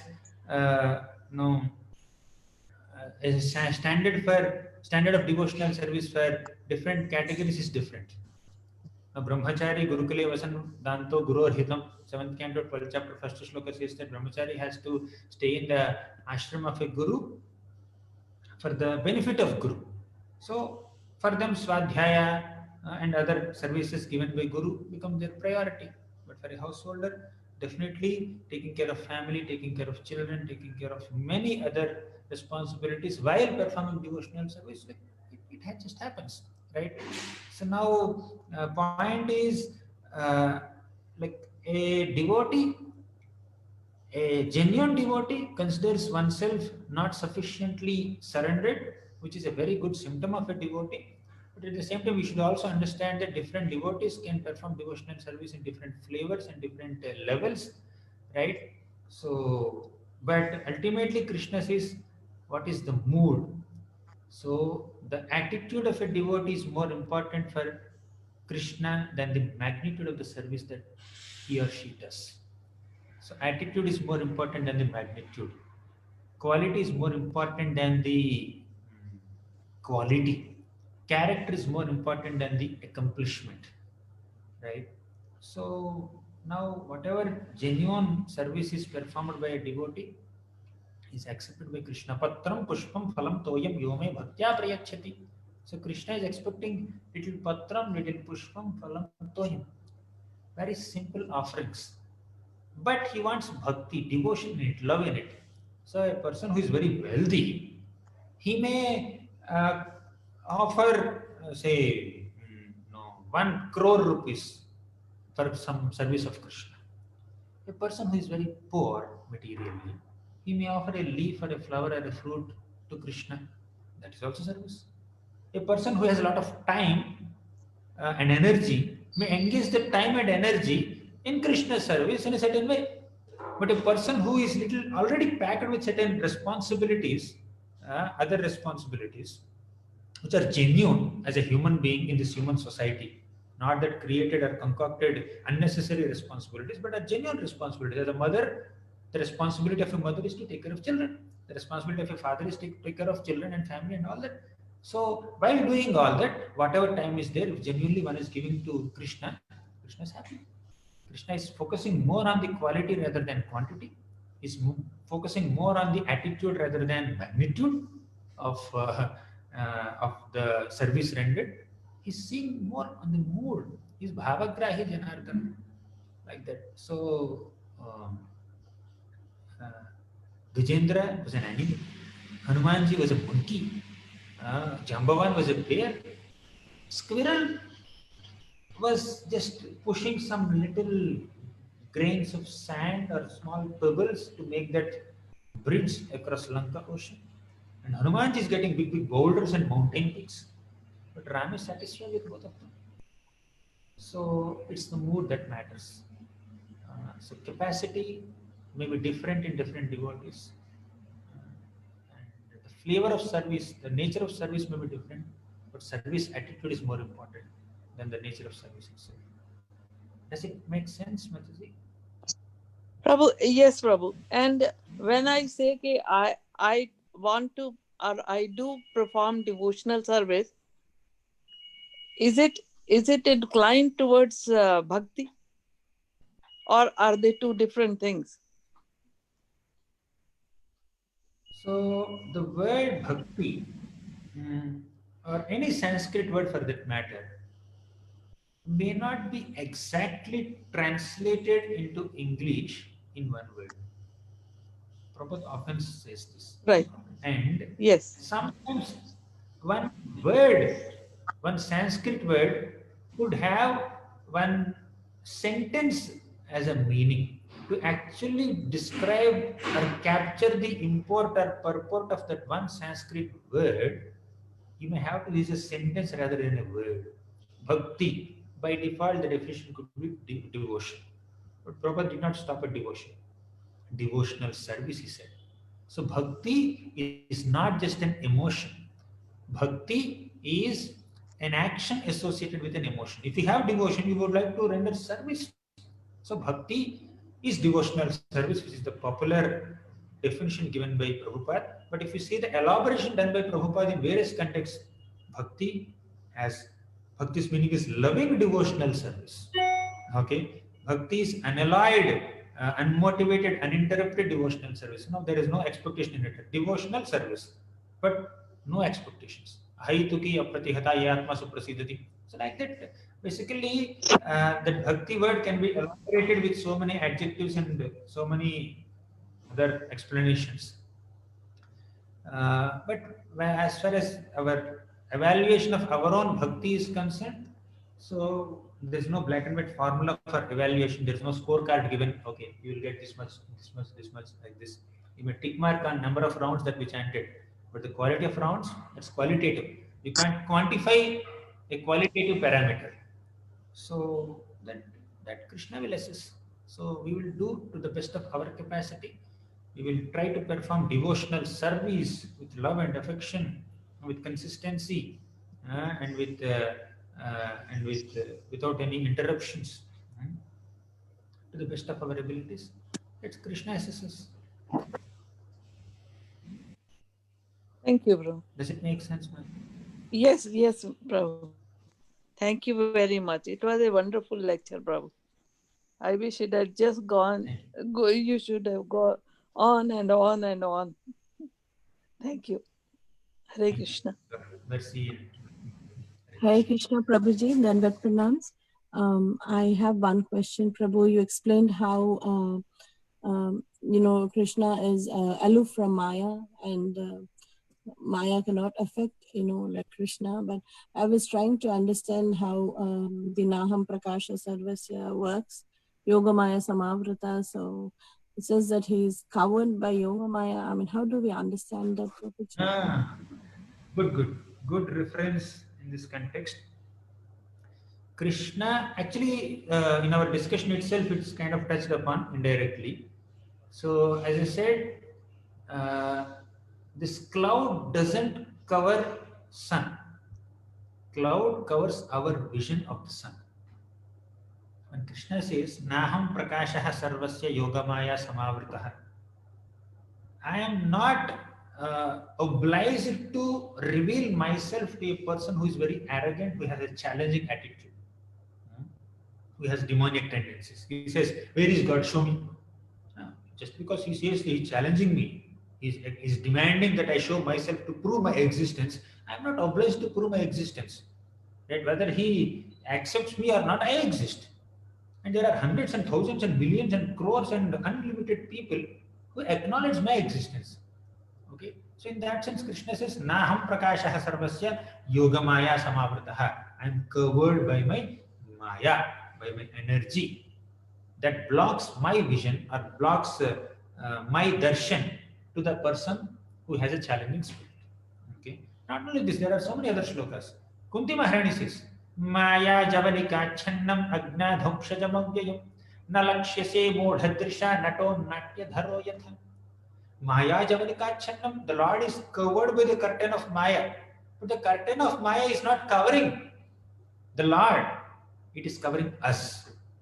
Okay, now you see, Krishna says, Aham yogamaya samavrataha, Maya javanika channam, all these shlokas are there. So curtain is there. So just because curtain is there, that does it mean that Krishna cannot see us? Even if curtain is there, Krishna can see us, but we can't see Krishna. So curtain means that blocks the vision of some object behind the curtain. Okay, but if the person who is on the other side of the curtain can see the person on this side of the curtain, no, the curtain is blocking whom? The person who is unable to see or the person who is able to see. So Krishna's Maya is covering Krishna, but still Krishna is able to see us, but we are unable to see Krishna. What does that mean? The Maya curtain is covering our vision, not Krishna's vision. You put Maya curtain, you put 100 other curtains, Krishna can see us. Okay, darshan is closed, curtain is closed, altar is closed. Still, if a devotee sincerely prays in front of the altar, right? Oh, altar is closed, I missed this darshan. Because sometimes devotees may come running from their offices. Somehow they barely reach the temple to take darshan with great eagerness. Sometimes they may even miss darshan. Oh, altar is closed, it's already 7:30 p.m. My God, not going to darshan. So he offers a prayer, offers some obeisances, and then he leaves. So the devotee could not see Krishna, the deities, but the deities have seen this sincere desire of this devotee to see Krishna. So curtain doesn't block Krishna's vision. Curtain blocks our vision. Nato natya dharo yatha. Okay, let me not elaborate. Does it make sense, Mataji? This answer is okay? Yes, Prabhu. So you're saying that when Yogamaya Samavrata, it's actually covering the covering from where we cannot see, but the Lord can see. Yes, Krishna can see us. Nothing can block his vision. I was Any also other reminded. question? I was also reminded of Alaksham Sarva Bhutanam also when you quoted Kunti Maharani. Thank you. Correct. Anything else? Hare Please have Krishna, a question in Prabhu. the chat box.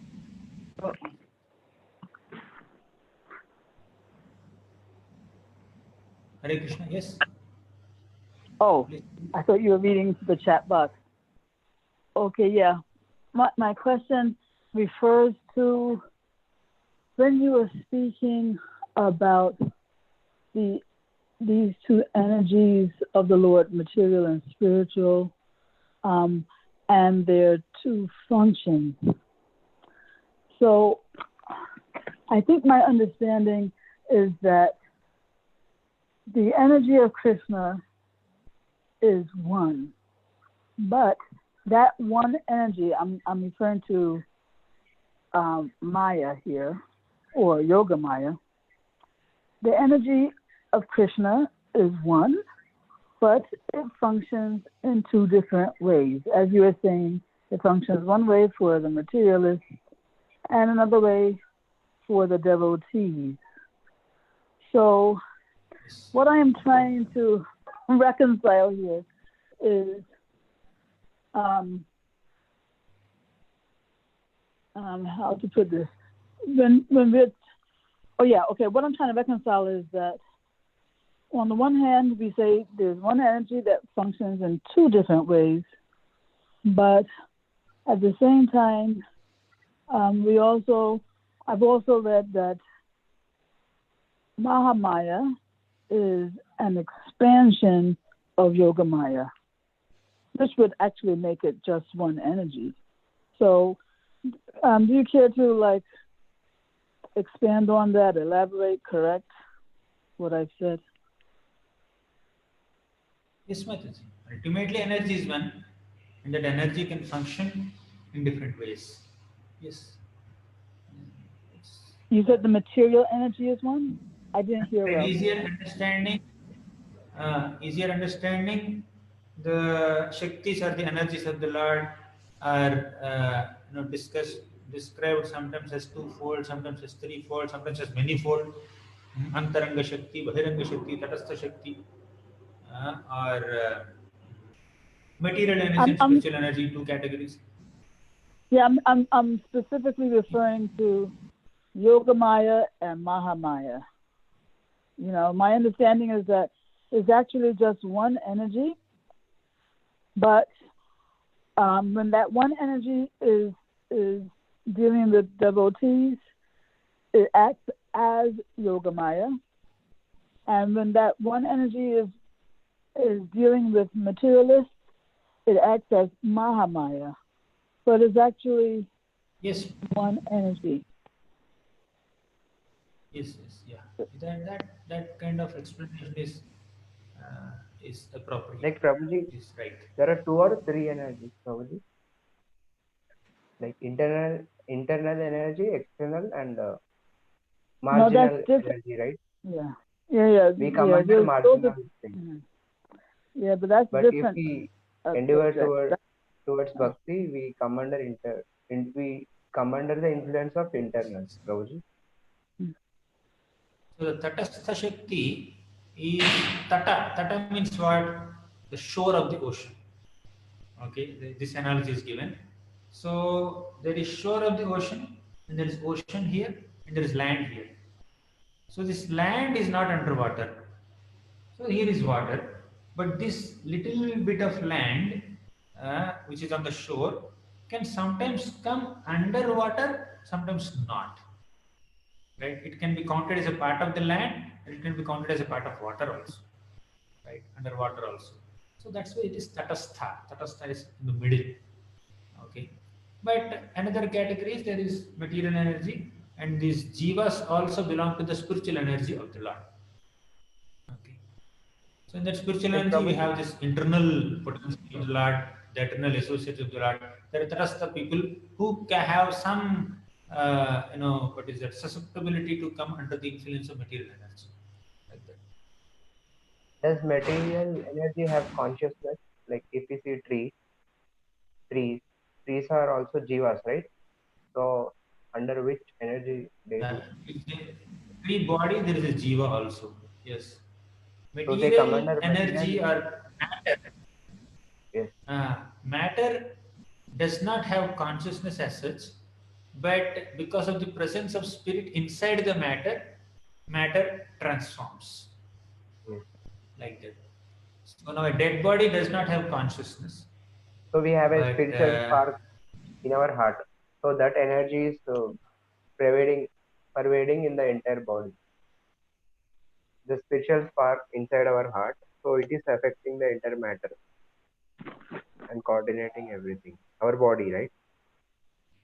Somehow I'm not able to hear you clearly. Can you say that again? Like the spiritual spark is in our heart. So that energy is manifested. Like it's pervading in the entire body, right? Correct. Yeah. In the heart there is soul. So we also come under material thing, which are made up of five panchabhuta, right? That is material. The body energy. is made of So elements. that That is is material material body. energy. Correct. Okay. So we are in a border of both internal and external. Yeah, sorry to interrupt, Prabhuji. My apologies, but I was thinking if Mataji can just complete her question, and then we can pitch in our comments. Thank you so much, Hare Krishna. Gaurangi Mataji, did you have any more? Yeah, I appreciate that so much, Mataji. Thank you so much. Yeah, Prabhu, I just needed to get some further clarification about the roles of Mahamaya and Yogamaya. So because in your talk, you referred, I believe you referred to them as having two functions as well as being two energies. And, you know, like I said before, I've understood them to actually be just one energy, one spiritual energy that behaves in two different ways, like electricity, right? It can make, you know, one appliance hot, and it can make another one cold, but it's just the one electricity. It's not two different electricities. So this is why I was saying or suggesting that is Yogamaya and Mahamaya are actually there is one energy that can function as two. That is right. But that energy, when it's functioning as two, if we call these two functions as two energies also, there's nothing wrong in it, in that sense. For example, when Krishna, the third canto of Srimad Bhagavatam, that is the 10th chapter, that describes various divisions of creation. In that we see that there are 6 aspects of Sarga, 6 kinds of primary creation. The creation of Mahatattva, the creation of Ahankara, the creation of senses, sense devatas, etc., etc. Now, ultimately, false ego is the source of all these other products. Yeah. Now, false ego is considered, it's the source of all other products. But false ego is one creation. And one of its products is another creation. And one of other products is another creation. Now, it's counted as the source also. It's counted along with the other things also. Now, in the Chaitanya Charitamrita, first chapter itself, we have Vande Gurun Isha Bhaktan Isham Ishavatarakan Tat Prakasham Satat Shakti Krishna Chaitanya Samyakam Prakasha. So, Prakasha is an expansion or a manifestation of the Supreme Lord. Right? That's one of the features of the Lord. So, while explaining Prakasha Tattva, Kaviraj Goswami says this Prakasha is of two categories. One is Prakasha, one is Vilasa.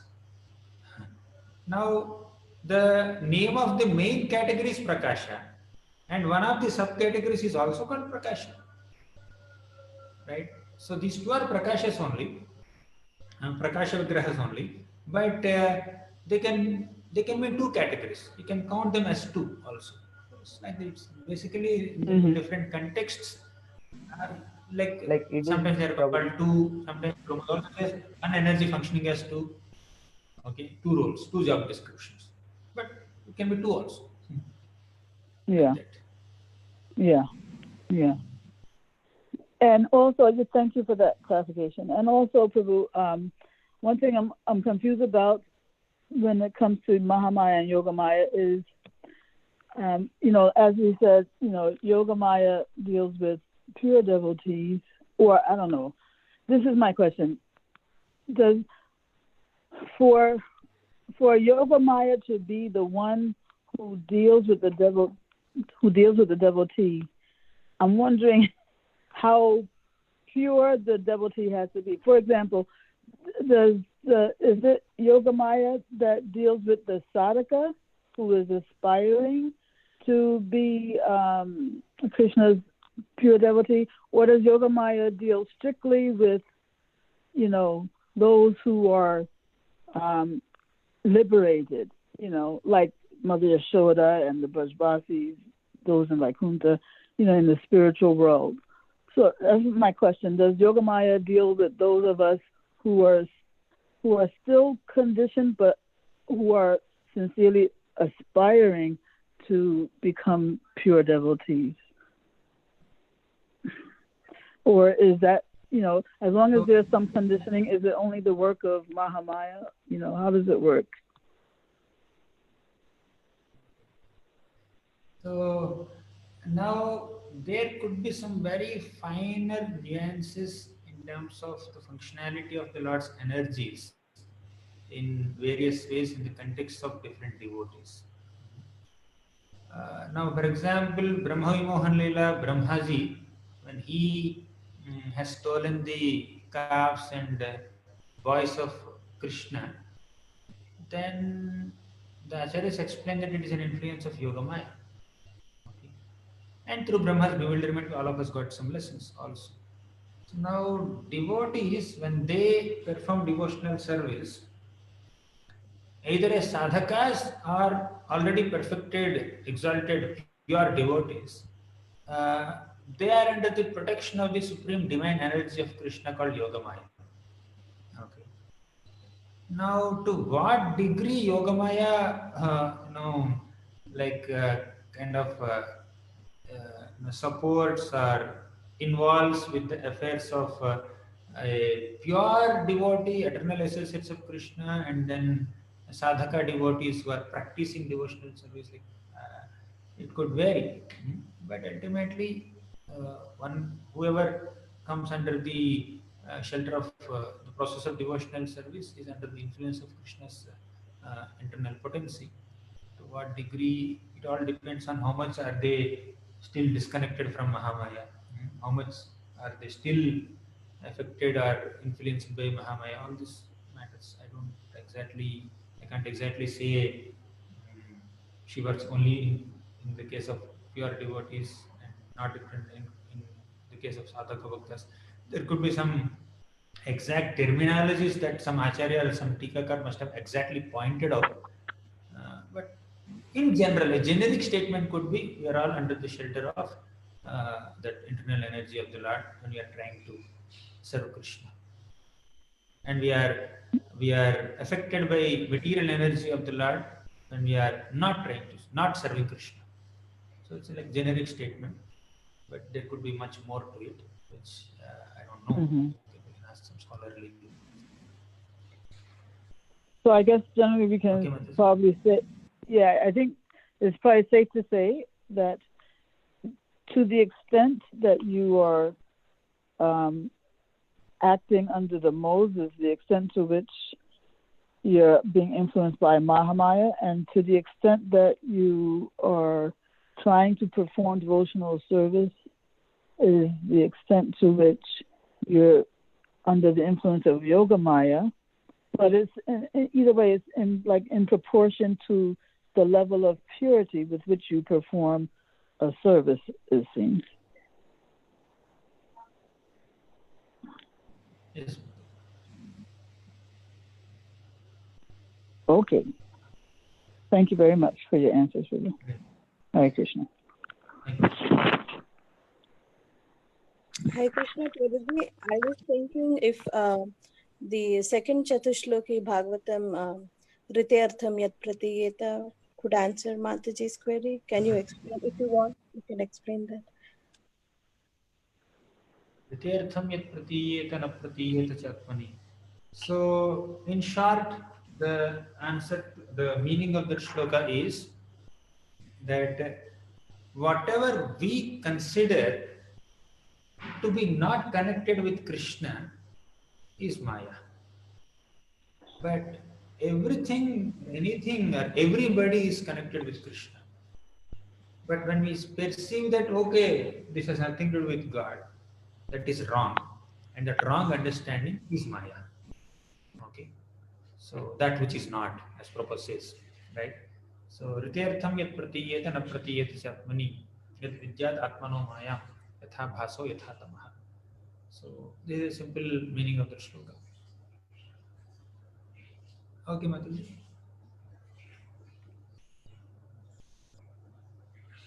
Hare Krishna. Whoever has asked the question. Hare Krishna, Prabhuji. Thank you very much for the very, very beautiful class today. And yeah, you covered so many strong points that how we should be very stable in our association, which is not very favorable. So that is very too many examples of Sita Maharani and Prahlad Maharaj. So these are all very inspiring and encouraging. Thank you, Prabhuji. Thank you so much. So, and we'll conclude here. Yes. Yeah, we will conclude here. There are no questions. We'll pay obeisances to Prabhuji. Vancha kalpatarubhyascha kripa sindhubhyevacha patitanam pavanebhyo vaishnavebhyo namo namaha. Namaha. Gurupati Vaishnava Vrinda ki jai. His Grace Gauranga Darshan Prabhuji, Srila Prabhupada ki jai. Thank you so much. Hare Krishna, Prabhuji, Dandvat Pranam. Hare Krishna. Thank you, Prabhuji. Hare Krishna. Hare Krishna. Thank you, Prabhuji, for a beautiful class. Hare Krishna. Thank you, Prabhuji. Hare Krishna.